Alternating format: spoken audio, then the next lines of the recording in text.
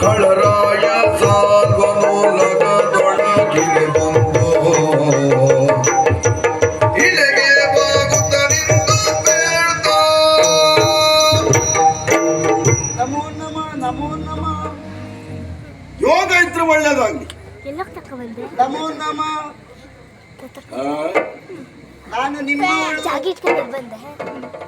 ಇಲ್ಲಿದ್ದವರು ಎಲ್ಲರೂ ನಮ್ಮವರೇ. ಮೊದಲು ನಮ್ಮವರಲ್ಲದೆ ಇದ್ರು ಇಲ್ಲಿಗೆ ಬಂದ ಮೇಲೆ ಇದ್ದವರೆಲ್ಲರೂ ನಮ್ಮವರೇ ಆಗ್ತಾರೆ ಅನ್ನುವಂತ ವಿಶ್ವಾಸ ನನಗುಂಟು. ನೀವೇ ಅಲ್ಲವೇ ನನ್ನನ್ನು ಇಟ್ಟುಕೊಂಡಿದ್ದೆ.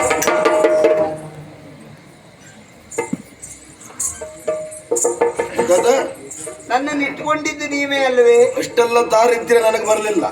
ಒಂದೊಮ್ಮೆ ಇಟ್ಕೊಳ್ಳುವುದಿದ್ರು ಕಣ್ಣು ಕಾಲು ಕೈಯೆಲ್ಲ ಸರಿ ಇದ್ದವ್ರನ್ನ ಇಟ್ಕೊಳ್ತೇನೆ.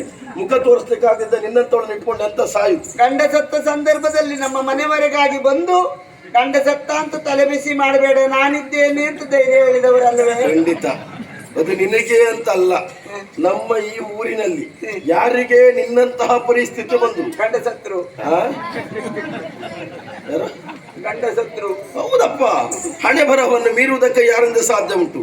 ಒಂದೊಮ್ಮೆ ಅವರು ಸತ್ತರು, ಗಂಡ ಸತ್ತ ಎಂಬಲ್ಲಿಗೆ ಯೋಚನೆ ಮಾಡಬೇಡಿ. ಇಲ್ಲ, ನೀವಿದ್ದೀರಿ. ಯಾವುದಕ್ಕೆ? ಅಶನ, ವಸನ, ವಸತಿ, ವಿದ್ಯಾ, ವೈದ್ಯಕೀಯವನ್ನು ಕೊಡುವುದಕ್ಕೆ ನಾನಿದ್ದೇನೆ ಅಂತ. ಅಂದ್ರೆ ನನ್ನ ಪರಿಚಯ ನಿಮಗೆ ಈಗ ಆಗ್ಲಿಲ್ಲ. ಪರಿಚಯ ಆಗ್ಲಿಕ್ಕೆ ನಿನ್ನ ಮುಖ ತೋರಿಸಿದ್ರಲ್ವ? ನಿನ್ನ ಸ್ವರ ಕೇಳಿದಾಗ ಪರಿಚಯ ಮಾಡ್ಕೊಳ್ಳೋಣ ಅಂತ ಹೇಳಿದ್ರೆ ಅದೇ ರೀತಿ ತೆಗೆದಾಕಿ ಸ್ವರ ಅದು ನಿಮ್ಮ ಹಾಗೆ ಆಗಿದೆ. ನನ್ನದು ಸರಿ ಉಂಟು. ಈಗ ನಿನ್ನೊಟ್ಟಿಗೆ ಸೇರಿದ್ರೆ ಸ್ವಲ್ಪ ಹಾಳಾದು. ಹಾಗಲ್ಲ, ಒಂದೇ ಊರಿನ ನೀರು ಕುಡಿದವರಲ್ವಾ ಯಾರು? ಊರು ಒಂದೇ ಆದ್ರೂ ಬಾವಿ ಬೇರೆ ಬೇರೆ. ಆದ್ರೂ ನಿಮ್ಮ ಬಾವಿ ಇದೆ, ನನಗೆ ಸಿಕ್ಕಿದ್ದು ನನ್ನ ಬಾವಿ. ಅದು ನನಗೆ ಮಾತ್ರ. ನಮ್ಮ ಬಾವಿ ನೀರು ಬೇರೆಯವರಿಗಿಲ್ಲ. ನಾನು ಯಾರು ಅಂತ ನಿಮಗೆ ಗೊತ್ತಾಗ್ಲಿಲ್ಲ ಅಂತ ಆಯ್ತು. ಗೊತ್ತಾಗ್ಲಿಕ್ಕೆ ನೀನಿನ್ನು ತೋರಿಸ್ಲಿಲ್ಲಲ್ಲ. ಬಿಡಿಸಿ ತೋರಿಸ್ಲಾ? ಯಾವುದನ್ನ? ಸೀರೆಯನ್ನ. ಒಳಗೆ ಬಿಟ್ಟದ್ದು ಯಾರು?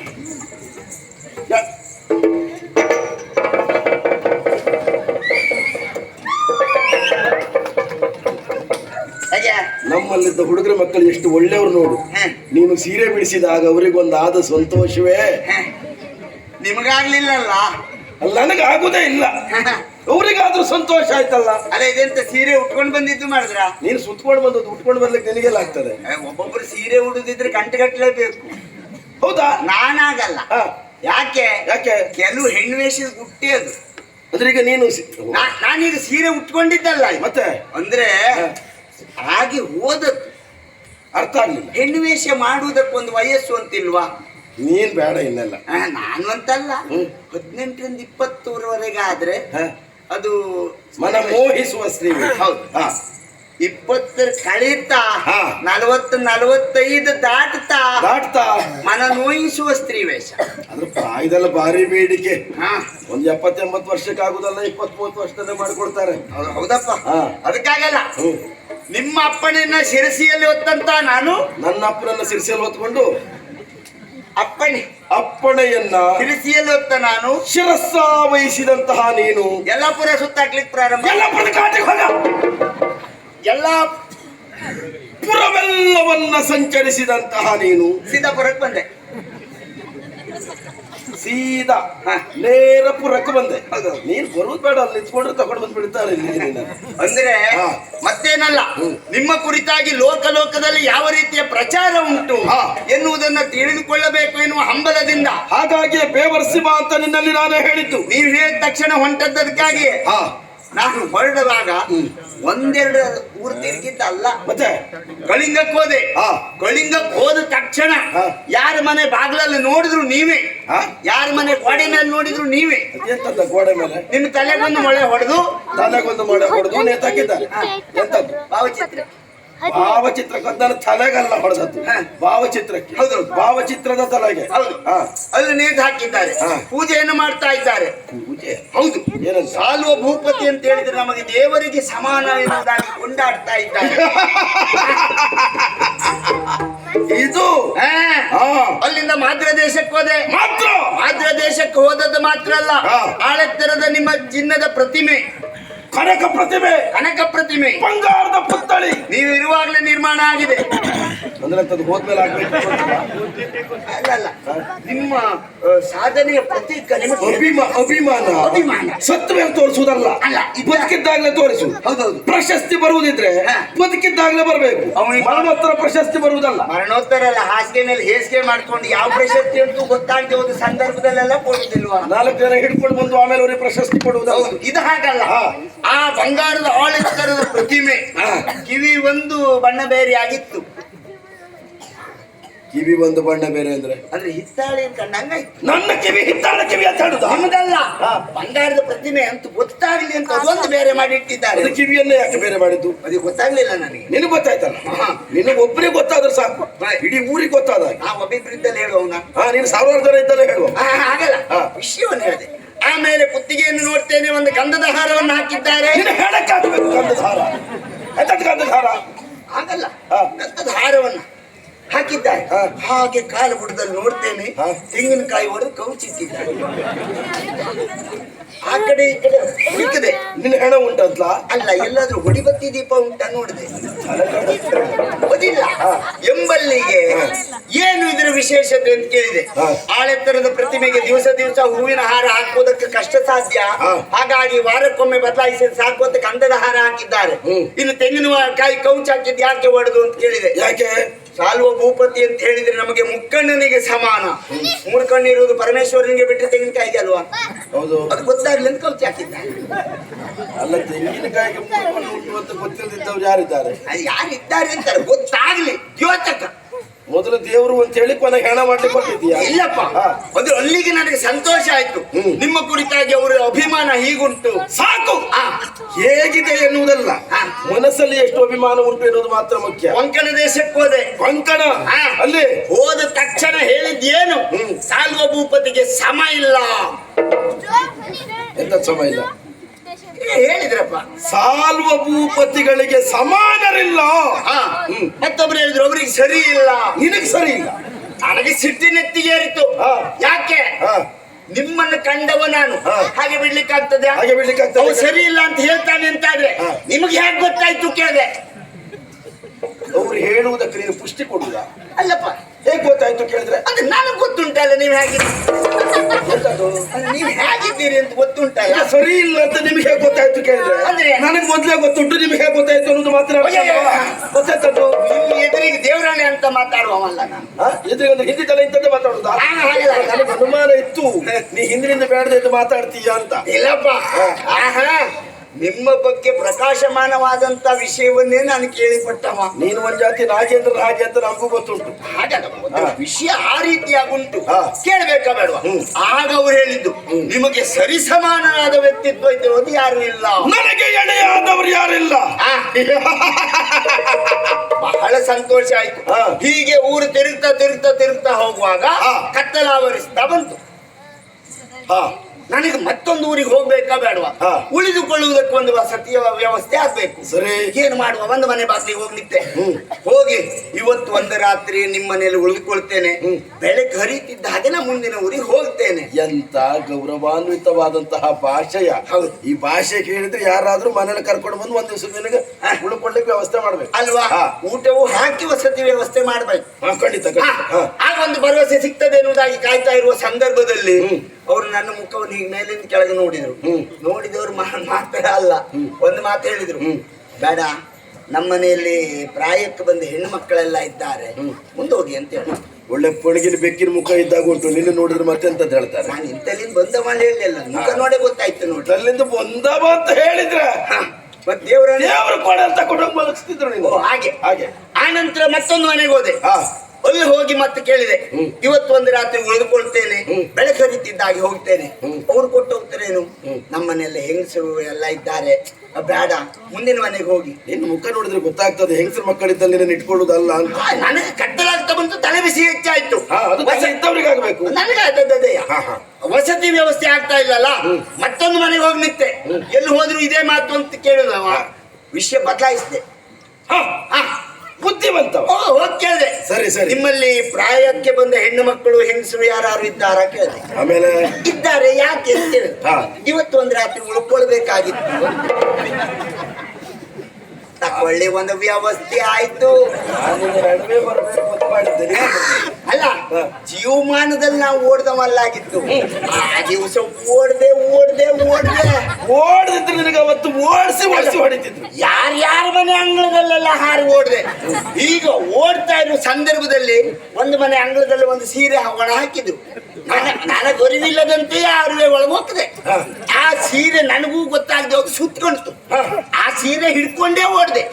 ಹೀಗೆ ಓಡ್ತಾ ಇರೋ ಸಂದರ್ಭ ನನ್ನನ್ನು ಒಟ್ಟಿಸ್ಕೊಂಡು ಬಂದವರು ನನ್ನ ಹತ್ರ ಬಂದು, ನೀ ಯಾಕೆ ಓಡ್ತೀಯೇ, ನೀ ಓಡ್ಬೇಡ, ಆ ಪಾಪಿ ಮಗನನ್ನು ನಾವು ಆರಿಸ್ತೇವೆ, ನೀನಿಲ್ಲ ನಿಂತ್ಕೊಂತವ್ರು ಓಡೋದು. ಮುಖ ಮುಚ್ಕೊಂಡೇ ಇದ್ಯಾ?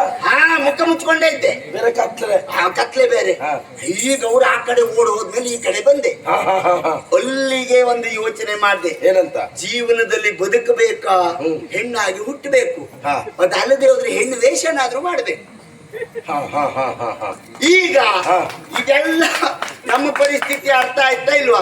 ಎಲ್ಲ ಕಡೆ ಹೋದೆ. ಅಂತೂ ಸಮಾಜದಲ್ಲಿ ನಿನಗೀಗ ಬೆಲೆ ಸಿಗಬೇಕು, ಗೌರವ ಸಿಗಬೇಕಾದ್ರೆ ಒಂದು ಹೆಣ್ಣು ವೇಷವೇ ಮಾಡ್ಬೇಕು ಅಂತ ಅಲ್ವಾ? ಕಾಲ ಕಳೆದ ಮೇಲೆ ಆದ್ರೂ ಗೊತ್ತಾಯ್ತಲ್ಲ. ಹೌದು, ಗೊತ್ತಾಯ್ತು. ಪರಿಸ್ಥಿತಿ ಹಾಗುಂಟು ಅಂತ ಎಲ್ಲ ಕಳೆದು ನಾನು ಓಡಾಟ ಮಾಡಿ ಮಾಡಿ ಮಾಡಿ ಕಾಶಿಗೆ ಹೋದೆ. ಕಾಶಿ ಒಳ್ಳೆ ವಿಶೇಷ. ದೊರೆಯ ಪ್ರತಾಪದೇನಾಖ್ಯಾನೆಂಬವನಿಗೆ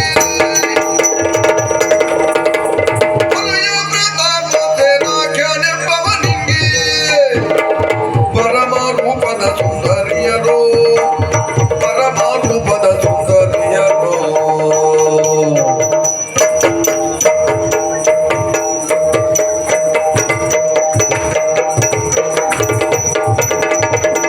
ತರಳೆಯರಿಯರಂಬಾಲಿಕೆ ಎಂಬೆ ಎಂಬಿಕೆ, ತರಳೆಯರಿಯರಂಬಾಲಿಕೆ ಎಂಬೆ ಎಂಬಿಕೆ, ಮೂರು ಮಂದಿ ಬಾಲೆಯರು.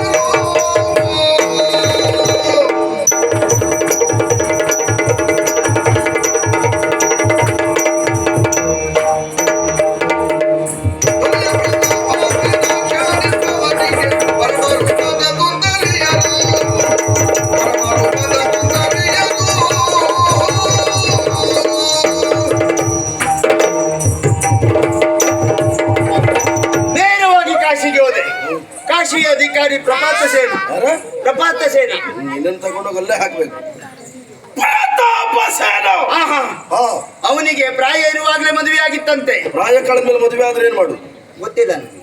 ಅದಕ್ಕೆ ಪ್ರಾಯ ಇದ್ದಾಗಲೇ ಮದುವೆ. ಹೌದು, ಅಲ್ಲಿದ್ದಾಗಲೇ ಕಳ್ಳೆ ತಿನ್ಬೇಕು, ಪ್ರಾಯ ಇದ್ದಾಗಲೇ ಮದುವೆ ಆಗ್ಬೇಕು. ಸರಿಯಾಗಿದ್ದಾನೆ. ಮದುವೆ ಆಯ್ತಾ ಇಲ್ವಾ? ಮದುವೆ ಆಗಿ ಅನೇಕ ವರ್ಷಗಳ ನಂತರ 3 ಮಂದಿ ಹೆಣ್ಮಕ್ಳು ಹುಟ್ಟಿದ್ರು. ಒಂದೇ ಸಾರಿ? ಒಂದೇ ಸಾರಿ ಅಲ್ಲ, ಒಂದೊಂದು ಬಾರಿ ಒಂದೊಂದು. ಒಂದೇ ಸಾರಿ ಹಾಕ್ಲಿಕ್ಕೆ ಅಂತ ನಾಯಿ ಮರಿಯ ಹೋದವ ನೀನಲ್ವಾ? ಹಂಡಪಟ್ಟದಲ್ಲ ಅಲ್ಲ, ಮತ್ತೆ ಹುಡುಪಟ್ಟ ಅಲ್ಲ. ಅಂದ್ರೆ 3 ಮಂದಿ ಹೆಣ್ಣು ಮಕ್ಕಳು ಬಹಳ ಚಂದ ಇದ್ರು. ಹುಟ್ಟುವಾಗ ಬಹಳ ಸಣ್ಣ ಇದ್ರಂತೆ. ಅದು ಹುಟ್ಟುವಾಗಲೆಲ್ಲ ಸಣ್ಣ ಇರ್ತಾರ, ಮತ್ತೆ ದೊಡ್ಡ ಇರ್ತಾರ. ಕೆಲವು ಜನ ಹುಟ್ಟಿದ ಮೇಲೂ ದೊಡ್ಡ ಆಗುದಿಲ್ಲ. ಇವ್ರು ಹಾಗಲ್ಲ. ಅದಕ್ಕೆ ತಳಿ ಕುಬ್ಜ ಅಂತ. ತಳಿ ಕುಬ್ಜ ಕುಬ್ಜ ತಳಿ. ಅದು ಇದು ತಳಿ ಮೇಲೆ ಲೆಕ್ಕ ಹಾಕ್ದೆ ನಾನು. ಈಗ ಅವರು ಬೆಳೆದು ಎಗಳೆತ್ತರಕ್ಕೆ ಬೆಳೆದು ನಿಂತಿದ್ದಾರೆ. ಎತ್ತರಕ್ಕೆ ಬೆಳೆದು ನಿಂತಿದ್ದಾರೆ. ಹೌದು, ಷೋಡಶಿಹಿ ಪ್ರಾಯ. ಯಾವುದು? ಷೋಡಶಿಹಿ ಪ್ರಾಯ. ಷೋಡಶ ಪ್ರಾಯ. ಅವರಿಗೆ ಬಾಲೆಯ ಬಾಡು ಬಾಳೆಯ ಹಾಗೆ ಅಂತೆ. ಹೌದೌದು, ಬಹಳ ಬೇಗ ಬೆಳೆಯುವುದು ಹೆಣ್ಣು ಮಕ್ಕಳು. ಅಲ್ಲಿಗೆ ನಿಂತು ಹೋಗ್ತಾರೆ. ಎಲ್ಲಿಗೆ? ಬೆಳೆದ ಮೇಲೆ. ಅದು ಹಾಗೆ, ಅದು ಒಂದು ಹಂತದ ಬೆಳವಣಿಗೆ ಅಂತ. ಹೌದು. ಹೀಗೆ ಬೆಳೆದ ಇಂಥ ಹೆಣ್ಮಕ್ಕಳಿಗೆ ಮದುವೆ ಮಾಡಬೇಕು ಎನ್ನುವುದಾಗಿ ತೀರ್ಮಾನಿಸಿದಂತೆ. ಕನ್ಯಾ ಪಿತೃವಾದವನ ಕರ್ತವ್ಯ ಹೊಣೆ ಹಿರಿದು ಅದನ್ನರಿತಂತ ಆತ ಸಕಲ ದೇಶದ ಭೂಮಿಪರಿಗೆ ಲೇಖನವನ್ನು ಬರೆಯುವುದರ ಮೂಲಕವಾಗಿ ಎಲ್ಲರನ್ನ ಕರೆಸಿಕೊಂಡ. ಈಗ ತಡಿ ತಡಿ ತಡಿ ತಡಿ ಏನು ಮಕ್ಕಳಿಗೆ ಮದುವೆ ಮಾಡಬೇಕು ಅಂತ ತೀರ್ಮಾನಿಸಿದ, ಹೌದಾ? ಹೌದು. ಎಲ್ಲರಿಗೂ ಲೇಖನ ಬರೆದದ್ದು ಯಾಕೆ? ಅಂದ್ರೆ ಲೇಖನ ಬರೆಯುವುದಕ್ಕೆ ಉದ್ದೇಶ ಬೇರೆ ಉಂಟು. ಏನು? ಎಲ್ಲವರನ್ನೂ ಕರೆಸಿಕೊಂಡಿದ್ದಕ್ಕೆ ಉದ್ದೇಶ ಬೇರೆ. ಹಾ. ಅಂದ್ರೆ ಈಗ ಮದುವೆ ಅಂತ ಹೇಳಿದ್ರೆ ಒಬ್ಬ ಹುಡುಗನನ್ನ ನೋಡಿ ಅವನಿಗೆ ಕೊಟ್ಟು ಮದುವೆ ಮಾಡುವುದು, ಹೌದಾ ಅಲ್ವಾ? ಇಲ್ಲಿ 3 ಹೆಣ್ಮಕ್ಕಳಿದ್ದಾರೆ. ಮೂವರಿಗೆ 3 ಹೆಣ್ಮಕ್ಕಳೇ ಆದದ್ರಿಂದ ಯೋಗ್ಯತಾ ಸಂಪನ್ನನೊಬ್ಬನನ್ನು ಅರಸಬೇಕು ಅಂತ ಆದ್ರೆ ಆ ಮದುವೆಯಲ್ಲಿ ಒಂದು ವಿಶೇಷ ಉಂಟು. ಏನು ವಿಶೇಷತೆ? ಸುರದುಳು ಸಕಲ ರಾಜರ ಗೆದ್ದ ರಮಣಿಗೆ. ಸುರದುಳು ಸಕಲ ರಾಜರ ಗೆದ್ದ ರಮಣಿಗೆ. ಪರಿಣಯ ಗೈದೀವೆನೆನೋತ. ಪರಿಣಯ ಗೈದೀವೆ ಪರಿಣಯ ಗೈದೀವೆನೆನೋತ.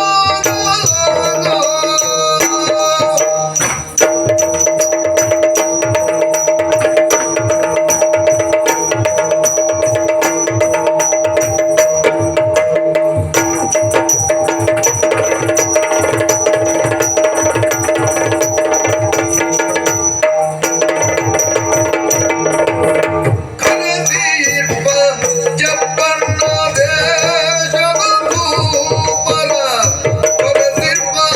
ಕರೆದೀರ್ಪ ಜಪ್ಪಣ್ಣ ದೇಶದ ಭೂಪರ.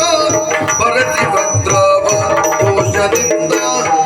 ಬರದಿ ಭದ್ರವ ದೋಷದಿಂದ.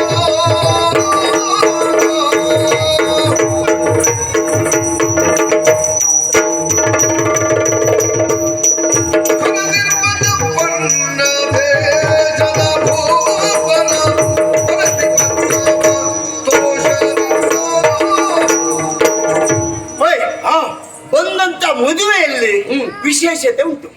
ಬಂದಂತ ಮದುವೆಯಲ್ಲಿ ಎಲ್ಲರ ಸುಮಕ್ಕಳು ಬಂದಿದ್ದಾರಾ? ಹಾ ಆ ಬಂದ ಮದುವೆಯಲ್ಲಿ ವಿಶೇಷ. ಮದುವೆಯ ವಿಶೇಷ.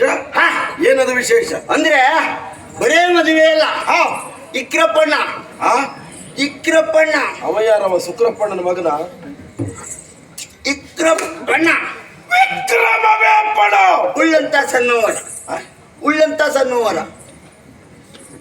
ಉಳ್ಳಂತ ಸಯೋವರ. ಹಾ. ಒಂದೊಂದ್ಸರಿ ನನಗೆ ಅರ್ಥ ಆಗಲಿ, ಕೆಲವು ಹೊತ್ತಾಗ್ತದೆ. ಹೌದು. ಅಂದ್ರೆ ಅಂತ ಒಂದು ವಿಶೇಷ. ಹಾ ಯಾರಾತ ಎಲ್ಲರನ್ನ ಗೆದ್ದು ತಾನಾಗಿ ಮೆರೀತಾನೋ ಅಂತವನಿಗೆ 3 ಹೆಣ್ಮಕ್ಕಳನ್ನು ಕೊಟ್ಟು ಮದುವೆ ಮಾಡುವುದು. ಹಾ ನೋಡಿ ಯೋಗವ. ಯೋಗ ಒಂದೊಂದಕ್ಕೆ ಗೊತ್ತಿಲ್ಲ. ಅದು ರಾಜರಿಗೆ ಸಮಸ್ಯೆ ಬರುವುದಿಲ್ಲ, ಅದು ನಿಮ್ಮಂತ ದೂತರಿಗೆ ಮಾತ್ರ ಸಮಸ್ಯೆ ಬರುವುದು. ನಮ್ಗ ಆ ಸಮಸ್ಯೆ ಇಲ್ಲ ಬಿಡಿ. ರಾಜರಿಗೆಲ್ಲ ನಮ್ದೊಂದು ತಕೊಳ್ಳಿ ನಮ್ದೊಂದು ತಕೊಳ್ಳಿ ಅಂತ ಕೊಡ್ತಾರೆ. ಆದ್ರೆ ಈ ಇದಾಗಲ್ಲ. ನಿಮ್ಮಂತವ್ರು ಹೆಣ್ಣು ಕೇಳಿದ್ರು ಅವನ ಚಾರಕ, ಅವನಿಗೆ ಯಾರು ಹೆಣ್ಣು ಕೊಡುವುದು ಅಂತ ಅಲ್ವಾ?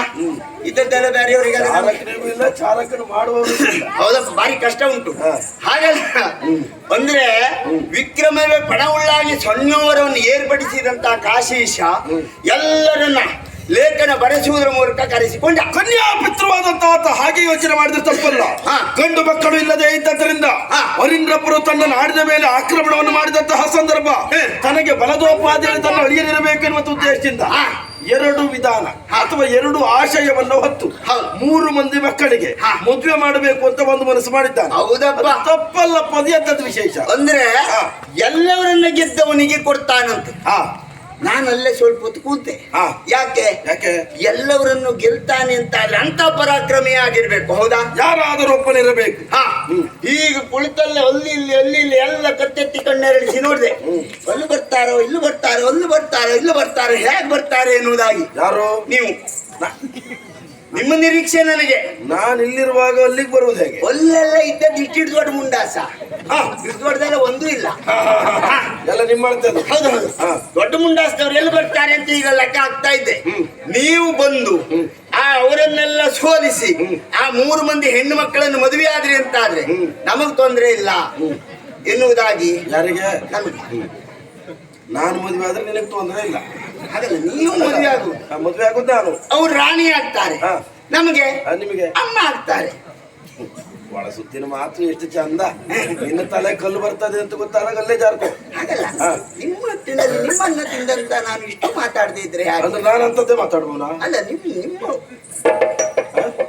ನಿಮ್ ಒತ್ತಿನಲ್ಲಿದ್ದ ಒತ್ತಡವಿದ್ದವ ಸರಿ ಮಾತಾಡ್ಬೇಕು. ಹೌದು. ಹಾ. ಹೇಳುವ ಮಳ್ಳಾದ್ರು ಕೇಳುವ ಸರಿ ಇರ್ಬೇಕಂತ. ಈ ಮಾತು ನೀನೇ ಹೇಳಿದ್ ಒಳ್ಳೇದಾಯ್ತು. ನೀನು ಹೇಳುವವ ಮುಳ್ಳಾದ್ರು ಕೇಳುವವ ನಾನು ಸರಿ ಇದ್ದೇನೆ. ಒಂದೇ ಆಯ್ತಲ್ಲ ಈಗ. ಯಾವ್ದು ಒಂದೇ ಆಯ್ತು? ನಾನು ಹೇಳುವವನು ಮುಳ್ಳ ಕೇಳುವವನು ಮುಳ್ಳ ಅಂತ. ಹಾಗಲ್ಲ, ನಿಮ್ಮ ಕುರಿತಾಗಿ ಅಭಿಮಾನ ಹೊತ್ತಂತ ನಾನು ಹಾ. ಆ ಮಾರ್ಗವಾಗಿ ಬರ್ತೀರಿ, ಈ ಮಾರ್ಗವಾಗಿ ಬರ್ತೀರಿ, ಹಾ. ಹೊಳೆ ದಾಟಿ ಬರ್ತೀರೋ ಎಲ್ಲೆಲ್ಲಿ ಬರ್ತೀರಿ ಅಂತ ಎಲ್ಲೆಲ್ಲ ಕಡೆ ನೋಡ್ತಾ ಇದ್ದೀನಿ. ನನಗಂತ ಸಮಸ್ಯೆ ಉಂಟೇನ? ಸಮಸ್ಯೆ ನಿಮಗೆ ಸಮಸ್ಯೆ ಇದ್ದದ್ದಲ್ಲ, ಹಾ. ಸಮಸ್ಯೆ ಇದ್ದದ್ದು ನಮಗೆ. ಹೇಳಕ್ಕೆ ಅಂತ ನೃಪರೆಲ್ಲ ಕುಳಿತಿರೋ ಸಂದರ್ಭದಲ್ಲಿ ಹಾ. ನಮ್ಮ ಮಹಾರಾಜ ಬರ್ಲಿಲ್ಲ ಅಂತ ಆದ್ರೆ ಅವಮಾನ ಯಾರಿಗೆ? ಏನೋ ಅವಮಾನ? ಎಲ್ಲವರಿಗೂ ಲೇಖನವನ್ನು ಬಡಿಸಿ ಕಳಿಸಿಕೊಂಡಿದ್ದಾನೆ ಎಂಬಲ್ಲಿಗೆ ಹಾ. ನಮ್ಮ ಒಡೆಯ ಬರ್ಲಿಲ್ಲ ಅಂತ ಆದ್ರೆ ವಿಷಯ ಗೊತ್ತಾಗ್ಲಿಲ್ವೋ, ಲೇಖನ ತಲುಪಲಿಲ್ವೋ, ಇದೆಲ್ಲ ಲೆಕ್ಕ ಹಾಕಿದ ನಾನು ಸಮಯ ಮೀರಿ ಹೋಗ್ತದೆ ಅಂತ ಓಡೋಡಿ ಬಂದೆ. ಎಲ್ಲರೂ ಬಂದಿದ್ದಾರೆ. ಎಲ್ಲರೂ ಬಂದಿದ್ದಾರೆ. ಬರುವುದಕ್ಕೆ ಕಾರಣ ಮದುವೆ ಲೇಖನ ಬರೆಸಿದ್ದಾನೆ. ಹಾ. ಎಲ್ಲರಿಗೂ ಲೇಖನವನ್ನು ಬರೆದು ನನಗೆ ಬರಲಿಲ್ಲ ಅಂತಾದ್ರೆ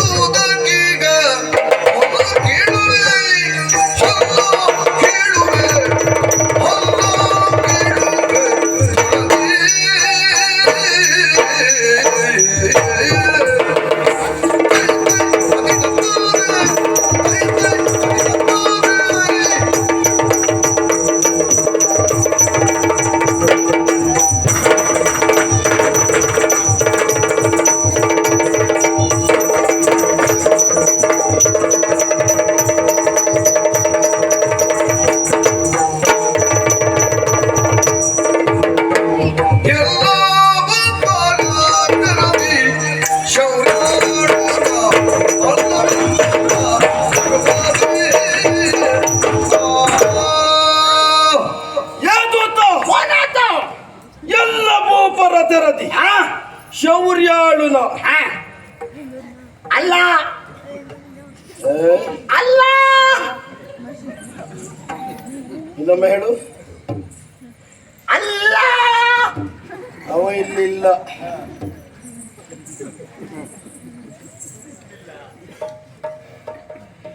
ಶೌರ್ಯಾಳುನ ಅಲ್ಲವೆನ್ನು ತಗರುವದಿ. ಉಳಿದವರಂತೆ ನಾನು, ನನ್ನಂತೆ ಉಳಿದವರಿದ್ದಾರೋ? ಸಾಧ್ಯವೇ ಇಲ್ಲ. ಹಾಗಾಗಿ ಉಳಿದವರಂತೆ ನಾನು ಅಲ್ಲ ಎನ್ನುವುದಾಗಿ ಗರ್ವದಲ್ಲಿ ನಾನಿದ್ದವ. ನೀವಂತಲ್ಲ, ಯಾರು ಹೇಳ್ಕೊಳ್ಬೇಕು. ಹೌದಾ? ನಮ್ಮ ಭೂಪತಿಗಳು ಹೀಗೆ ಎನ್ನುವುದಾಗಿ. ಆದರೆ ಅವ ತಿಳ್ಕೊಂಡಿದ್ದಾರೆ, ಎಲ್ಲ ಭೂಪರ ತೆರದಿ ಶೌರ್ಯಾಳು ಇವನಲ್ಲ ಅಂತ ಅವ ಗರ್ವದಿ. ನಿಜವಾಗಿ ನಾವು ಗರ್ವ ಪಡಬೇಕಾದಂತ ವಿಚಾರದಲ್ಲಿ ಅವ ಗರ್ವವನ್ನ ಪಟ್ಟು ಮಗನಿಗೆ ಅರ್ಥ ಹೇಳಲಿಕ್ಕೆ ಗೊತ್ತಾಗುದಿಲ್ಲ. ನಮಗೆ ಲೇಖನವನ್ನ ಬರೆಸಲಿಲ್ಲ ಅಂತ ಆದ್ರೆ ಕುಲ್ಲನು ಪತ್ರವ ಬರೆಸುತ್ತುದಕ್ಕೀಗ ಮಾಡುವುದಿಲ್ಲ. ಏನ್ ಮಾಡಿ? ಏ ಪ್ರತಾಪ ಸೇನ, ಏ ಪಾಪಿ ಮಗನೇ, ಏ ಹಣ ಬರಗೆಟ್ಟವನೇ, ಏ ಮೂರ್ಖಾಸ್ತವನೇ, ಏ ತೊಂಡೆಕಾಯಿ ಮುಖದವನೇ, ಏ ಮಾವಿನಕಾಯಿ ಕೊಂಡಿನವನೇ, ಹೋಗಿ ಅವನನ್ನು ಹಿಡ್ಕೊಂಡು ಅವನನ್ನು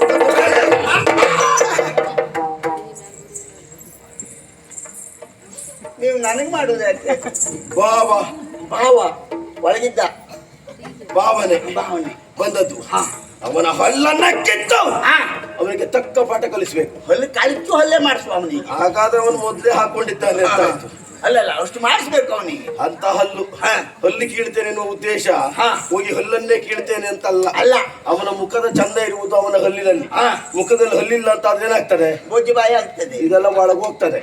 ಅಂದ್ರೆ ಅವನ ಪರಿಸ್ಥಿತಿ, ಅವನ ಮೂಗನ್ನು ಕತ್ತರಿಸಿ ಅವನನ್ನ ಕೈಯಲ್ಲಿ ಕೊಡಬೇಕೆನ್ನುವ ಉದ್ದೇಶದಿಂದ ಕುಲ್ಲನು ಪತ್ರವ ಬರೆಸುತ್ತಿರುವುದಕ್ಕೆ ಸರಿಯಾದಂತ ಪಾಠವನ್ನು ಕಲಿಸಬೇಕು ಅಂತ ತಾಟ ಮಾಡದಕ್ಕೆ.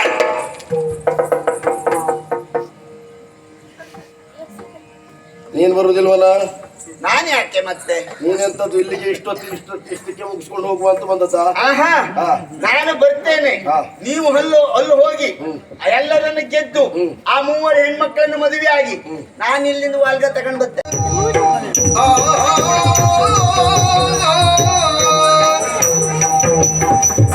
ಧರಣಿಪತಿ ಕೇಳಿದ ಕಾಶೀಪುರದಿ ದ್ರಪದುತೆ ಅಂಬೆ ಮುಂದಿನಾದ. ಕಾಶೀಪುರದಿ ದ್ರಪದುತೆ ಅಂಬೆ ಮುಂದಿನಾದ.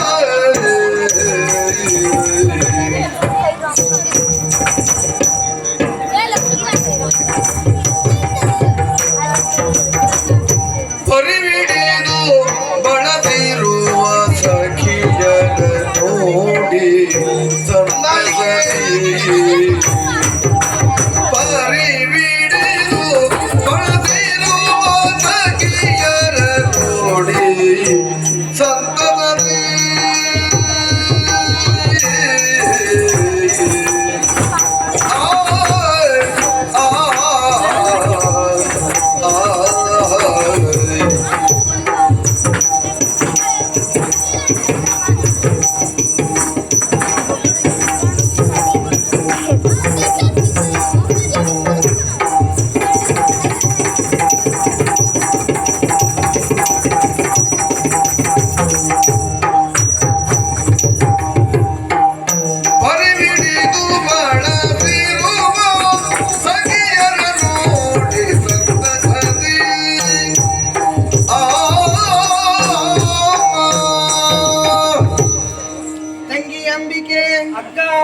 ಅಂಬಾಲಿಕೆ ಅಕ್ಕ ಬನ್ನಿ ಅಂತ ಹೇಳಿದ ಕ್ಷಣದಲ್ಲಿ ಸಖಿಯರನ್ನೆಲ್ಲ ಒಡಗೂಡಿಕೊಂಡು ಆನಂದದಿಂದ ಬಂದು ನಿಂತಿದ್ದೀರಿ. ಹೌದು.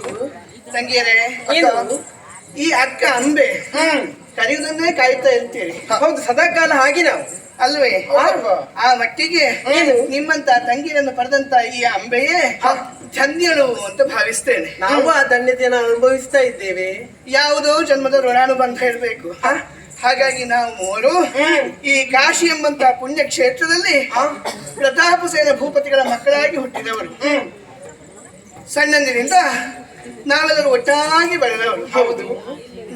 ನಾವು ಮೂರಲ್ಲಿ ವಯಸ್ಸಿನ ಅಂತರ ಸ್ವಲ್ಪ ಇರುವುದೇ ಹೌದಾದ್ರು ನೀವಿಬ್ರು ಬೆಳೆದು ನಿಂತದ್ದು ನೋಡಿದ್ರೆ ನಮ್ಮಲ್ಲಿ ಅಕ್ಕ ಯಾರು ತಂಗಿ ಯಾರು ಗೊತ್ತಾಗೋದಿಲ್ಲ. ಹೌದಾ? ಆ ಮಟ್ಟಿಗೆ ಕಾಶಿಯ ಜನತೆ ಇವತ್ತು ನಮ್ಮನ್ನು ನೋಡಿದ್ರೆ ಮೂರು ಒಂದೇ ಅಚ್ಚು, ಒಂದೇ ರೂಪ, ಒಂದೇ ಯಂತ್ರ. ಗೊತ್ತಾಗುವುದೇನು?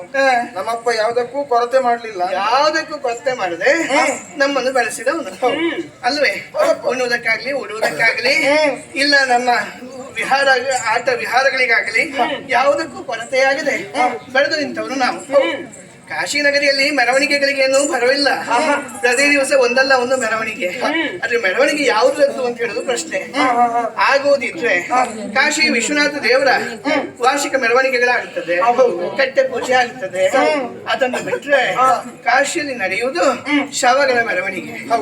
ಬೇರೆಲ್ಲಿಗಾದ್ರೆ ಇದೇನಿದು ಶವಗಳ ಮೆರವಣಿಗೆ ಅಂತ ಕಂಡಿತು. ಕಾಶಿಗಾಗಿ ಅಲ್ಲ, ಇಲ್ಲೇ ಸಾಯಬೇಕು. ಇಲ್ಲಿ ಸಾಯುವುದರ ಮೂಲಕ ಪರಮೇಶ್ವರನ ಸನ್ನಿಧಾನವನ್ನು ಸೇರಿ ಸಾಯುಜ್ಯವನ್ನು ಪಡೆಯಬೇಕು ಅಂತ ಬರುವಂತಹ ಭಕ್ತರ ಗಣನವೇ ಬಹಳಷ್ಟು ಮಂದಿ ಇದ್ದಾರೆ. ನಮ್ಮ ಇಲ್ಲಿನ ಬೀದಿಗಳಲ್ಲಿ ಇರುವಂತಹ ಮಠ ಮಾನ್ಯಗಳಲ್ಲಿ ಬಂದು ಸೇರಿರುವಂತಹ ಮುದುಕರನ್ನು ನೋಡಿದ್ರೆ ಇಲ್ಲೇ ಬಂದು ಸಾಯಬೇಕು ಅಂತ ಹೇಳಿ ಬರುವವರ ಸಂಖ್ಯೆ ಜಾಸ್ತಿ. ಹಾಗಾಗಿ ಶವಗಳನ್ನೇ ನೋಡಿ ಅದ್ರ ಮೆರವಣಿಗೆ ಆನಂದವನ್ನೇ ನೋಡ್ತಾ ಇದ್ದವರು ನಾವು ನಿತ್ಯ. ಆದ್ರೆ ಒಂದು ಗಮನಿಸಿದ್ದೀರಾ? ಏನು?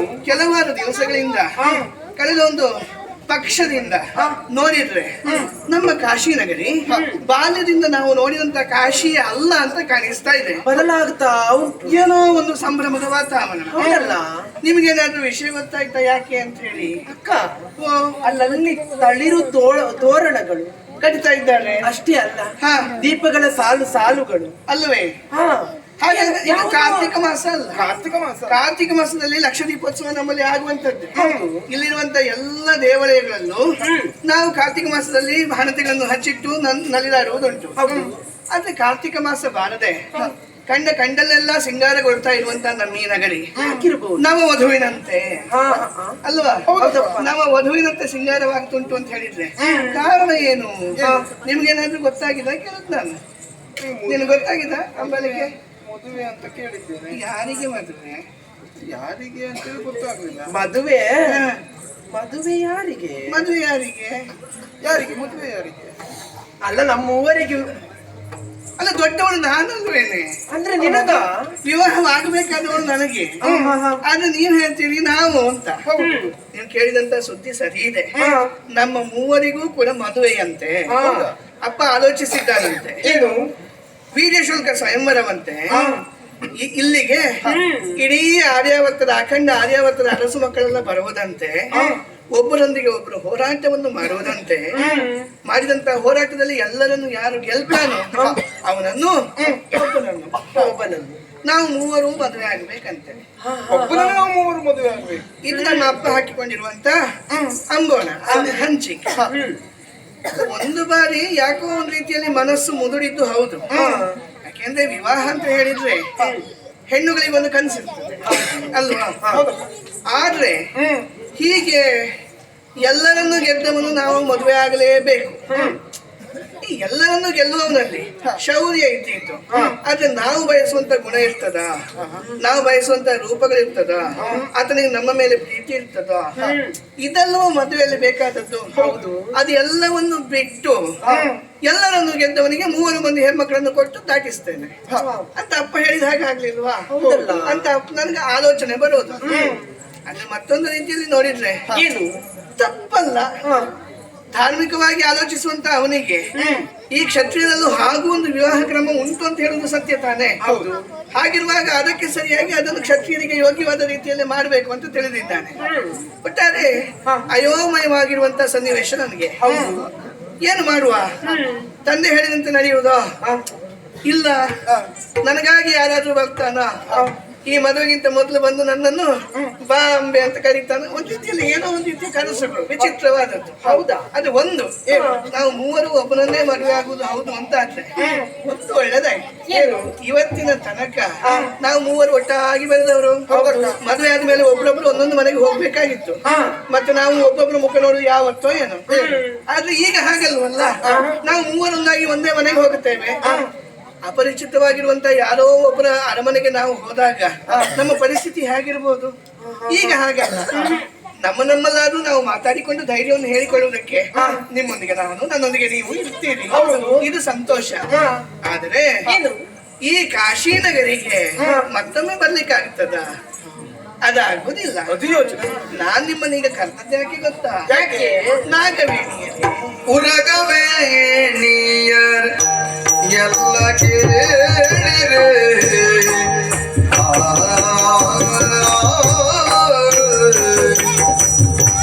ಉರಗವೇಣಿಯರ್ ಉರಗವೇಣಿಯರೆಲ್ಲ ಕೇಳಿರೆ ಉರಗವೇಣಿಯರ್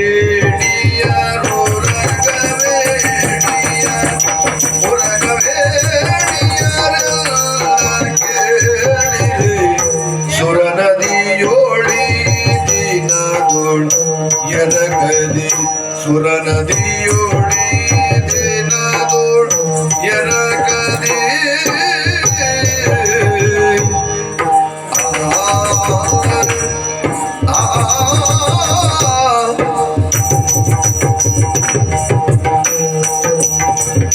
ಹರುಷದ್ಯೋ ಜನ ಕೇಳಿಯಾಡುವ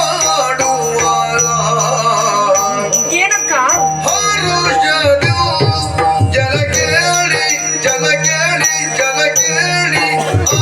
ಆಡುವ ಹೇಳಿ ಎದ್ದೇಳಿರೆ ನಾನು ಹರುಷದ್ಯೋ ಜನ ಕೇಳಿ ಆಡುವ ಹೇಳಿ ಎದ್ದೇಳಿರೆ ನಾನು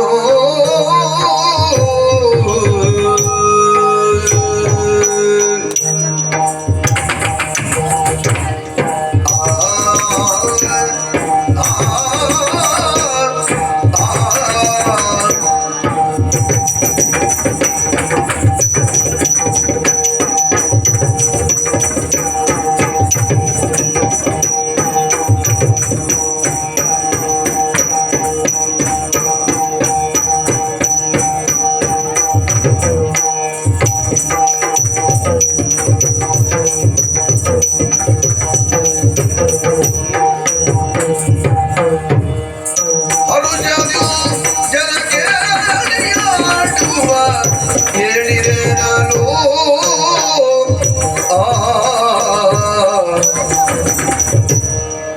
ತಂಗಿಯರೇ, ನಿಮ್ಮನ್ನು ಕರೆದದ್ದು ಎಲ್ಲ ಸಖಿಯರೊಂದಾಗಿ ಬರಬೇಕು ಅಂತ ಹೇಳಿದ್ದು ಯಾಕೆ?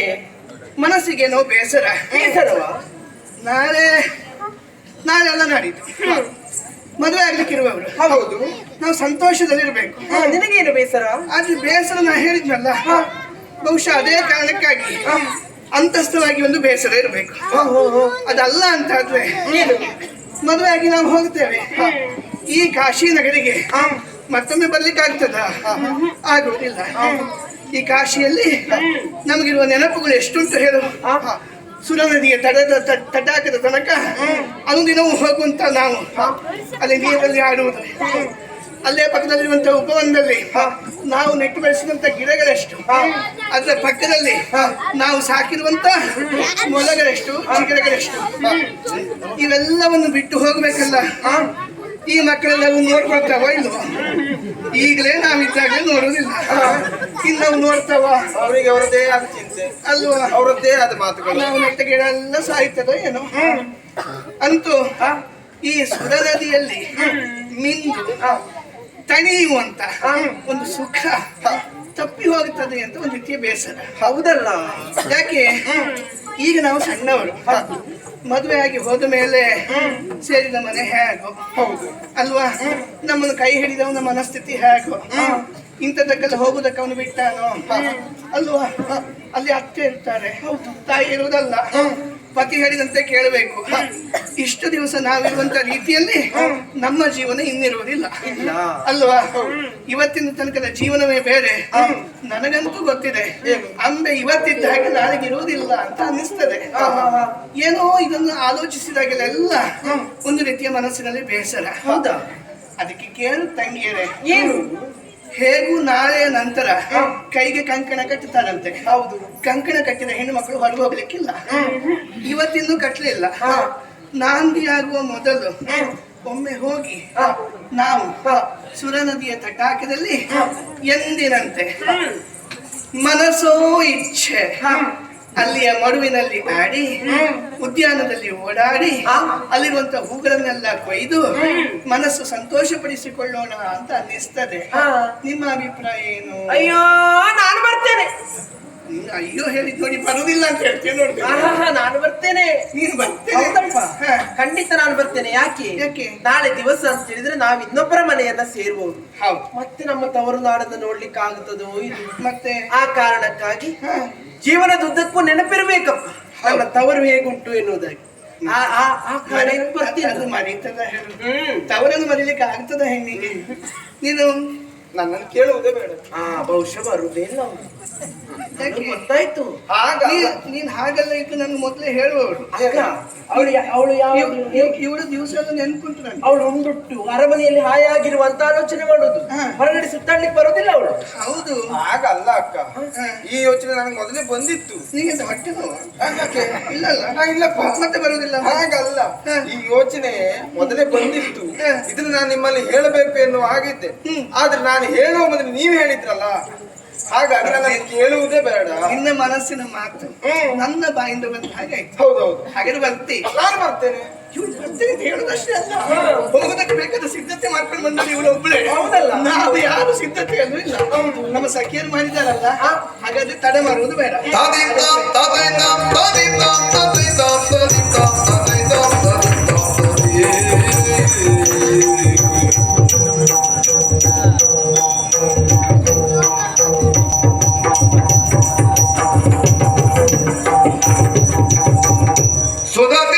ಸುಧತಿಯರೆಲ್ಲರೂ ಮಿಂದು ಮಾಡಿಯೋ ದುಡ್ಡು,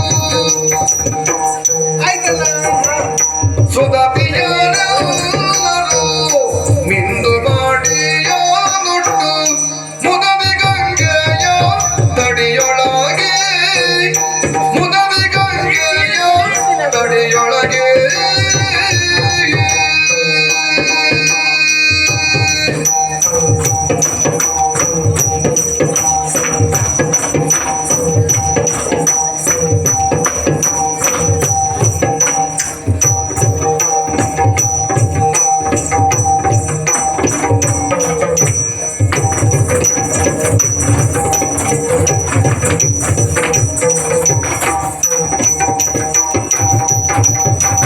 ವಿಧ ವಿಧ ಪುಷ್ಪ ಫಲಂಗಳ ವೈಭೂತ, ವಿಧ ವಿಧ ಪುಷ್ಪ ಫಲಂಗಳ ವೈಭೂತ, ಅದಕ್ಕದ ಪ್ರೀತಿಯ ಇರಲು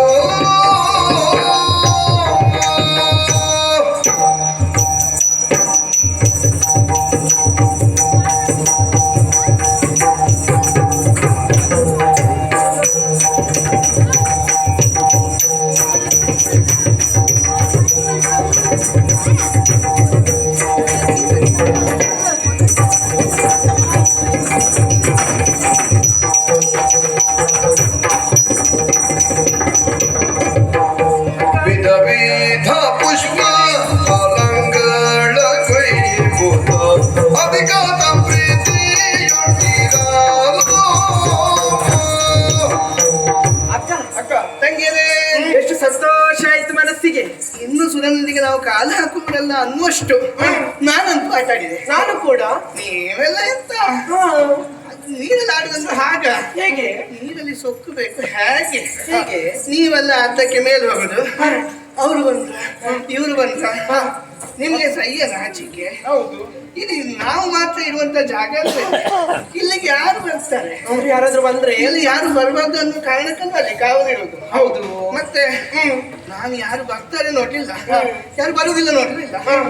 ನಾನು ಹೋಗಿ ಒಂದು ಆಟ ಆಡಿದ್ದು ನಿಮ್ಗೆಲ್ಲ ನೀರು ಬಿಡಿಸ್ತೀವಿ ಅಂತ ಇವತ್ತು. ಹೌದಪ್ಪ. ಅಲ್ಲ ಹಾಗಾಗಿ ಅಕ್ಕ ಹಾಗೆ ಇರ್ಬೇಕು. ಅಲ್ಲ ಹೌದಪ್ಪ. ತಂಗಿಗೆ ನೀರು ಬಿಡಿಸ್ಬೇಕಲ್ಲ. ತಂಗಿಯರು ನೀರು ಕುಡಿಸ್ಬೇಕು. ಮತ್ತೆ ತಂಗಿಯರು ಅಕ್ಕನನ್ನ ನೋಡೇ ಕಲಿಬೇಕು ಬಿಟ್ರೆ ಅಕ್ಕ ತಂಗಿಯರನ್ನ ನೋಡಿ ಕಲಿಯೋದಕ್ಕೆ ಆಗ್ತದ? ಸಂತೋಷ ಆಯ್ತು ಮಕ್ಕಳೇ. ಏನು ಎಷ್ಟು ಸಂತೋಷ ಆಯ್ತು ನಿಮ್ಗೆ ಗೊತ್ತಾ? ಅಂತೂ ದೇಹ ದಣಿದ ಹಾಗಾಯ್ತು, ಮನಸ್ಸು ತಣಿದ ಹಾಗಾಯ್ತು. ನಮಗೂ ಕೂಡ ಅಲ್ವಾ?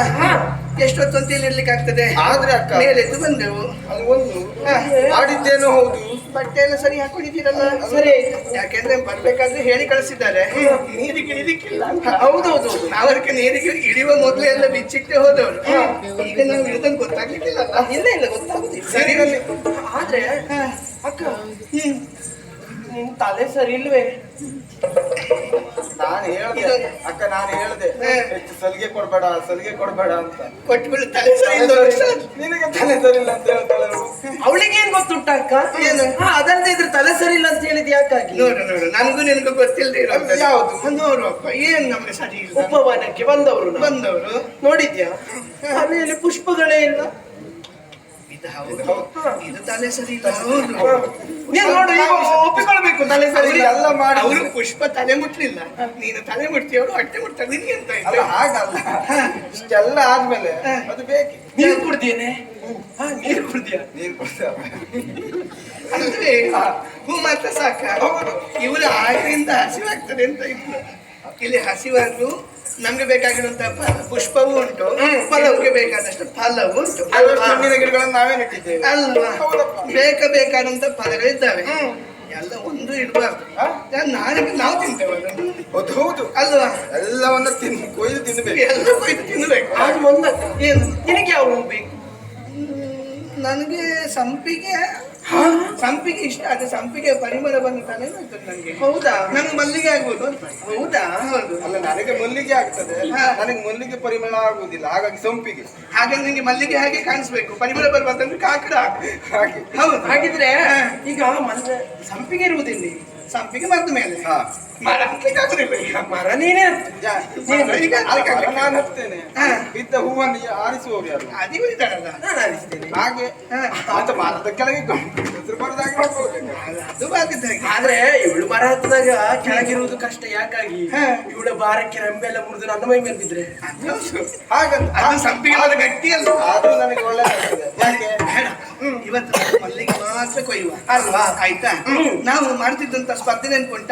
ನಾವು 3 ಜನ ಒಟ್ಟಿಗೆ ಹೋಗುದಲ್ಲ, ನಾವೆಲ್ಲ ಬೇರೆ ಬೇರೆಯಾಗಿ ಹೋಗುವ. ಎಲ್ಲರೂ ಹೂವನ್ನು ಕೊಯ್ಕೊಂಡು ಬರ್ಬೇಕು. ಇಲ್ಲಿಗೆ ಇದೇ ತಾಣದಲ್ಲಿ ನಾವು ಮತ್ತೊಮ್ಮೆ ಬಂದು ಸೇರ್ತೇವೆ. ಸರಿ. ಇಲ್ಲಿಗೆ ಬರ್ಬೇಕಾದ್ರೆ ಮೊದಲು ಕೊಯ್ದಂತ ಹೂವಿನಿಂದ ಮಾಲೆ ಮಾಡಿ ತರ್ಬೇಕು. ಮಾಲೆ ಮಾಡಿದ್ದಾರೆ. ಹೌದು. ಅದು ಕೊನೆಯಲ್ಲಿ ಸ್ಪರ್ಧೆ, ಯಾರ ಮಾಲೆ ಎಷ್ಟುದ್ದ ಅಂತ. ಅಲ್ವಾ? ಯಾರ ಮಾಲೆ ಉದ್ದ ಉಂಟು ಅವರಿಗೆ ಒಳ್ಳೆ ಗಂಡ ಸಿಗ್ತಾನೆ. ಹಾಗೆ ಈಗ ನಮ್ಮೂರಲ್ಲಿ ಯಾರೊಬ್ಬರಿಗೆ ಒಳ್ಳೆ ಗಂಡ ಸಿಕ್ಕಲ್ಲ, ನಮ್ಮೂರಿಗೂ ಅದೇ ಅಲ್ವಾ? ಹಾಗಾಗಿ ಒಂದು ಸ್ಪರ್ಧೆ. ಇನ್ನು ಇದೆಲ್ಲ ಆಡ್ಲಿಕ್ಕೆ ಆಗ್ತದೆ ಇಲ್ಲವೇ? ಹಾಗಾಗಿ ಕಣ್ಣಿಗೆ ಕಾಣದಷ್ಟು ದೂರ ಹೋಗ್ಬೇಕು. ಸರಿ, ಅಡ್ಡಿಲ್ಲಲ್ಲ.